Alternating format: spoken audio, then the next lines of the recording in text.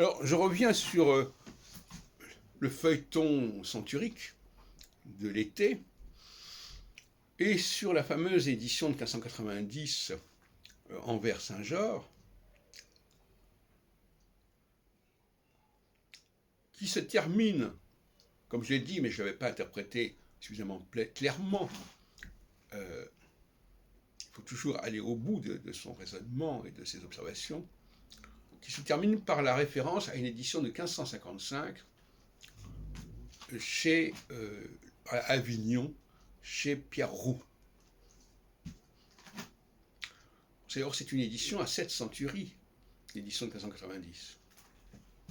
Ce qui suppose que l'édition de 1555 à laquelle on se réfère serait également à 7 centuries. Donc là, nous avons un scénario qui voudrait qu'il y ait eu une édition antidatée à 7 centuries, déjà datée de 1555. Autrement, ça n'aurait qu'un sens. Parce que l'édition de 1590 ouvre la voie à une édition antidatée de 1555, puisqu'elle la signale à la fin de l'ouvrage. Et par conséquent, l'édition de 1557, dont je parlais l'autre jour, qui ressemble beaucoup à une édition de 1557, notamment celle de Budapest, étudiée il n'y a pas longtemps par notre ami regretté Gérard Maurice, l'édition de 1557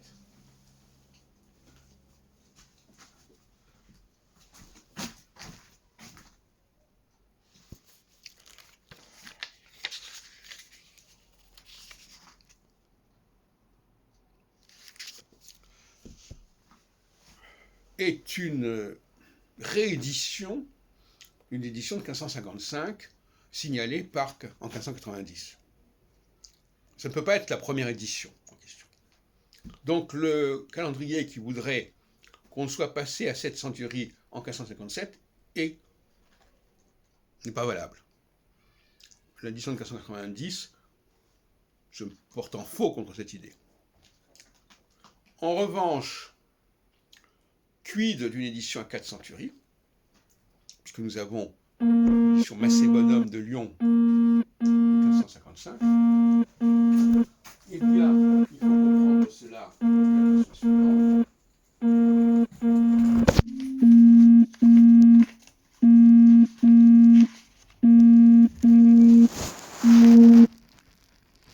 Il faut comprendre cela de la façon suivante, à savoir que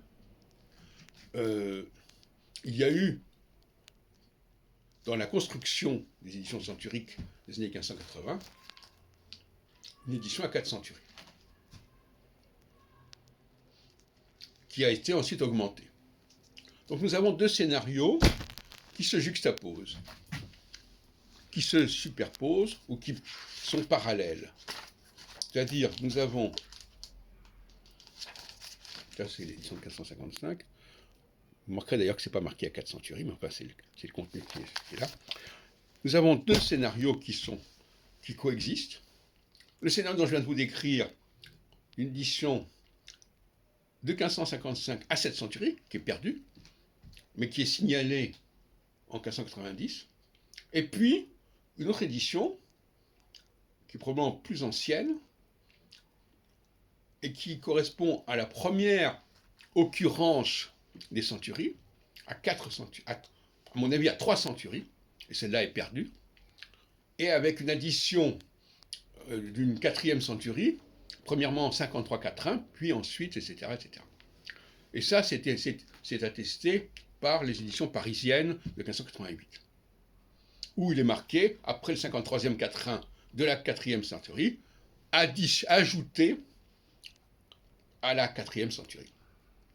Tout comme il sera de même, j'en ai parlé, pour la 7e centurie, pour la 6e centurie, qui était incomplète à 71-4-1, et on nous parle d'une addition à cette 6e centurie, avec l'erreur dont j'ai parlé, d'appeler cette édition à partir du 72e 4-1 7e centurie, ce qui est évidemment une aberration.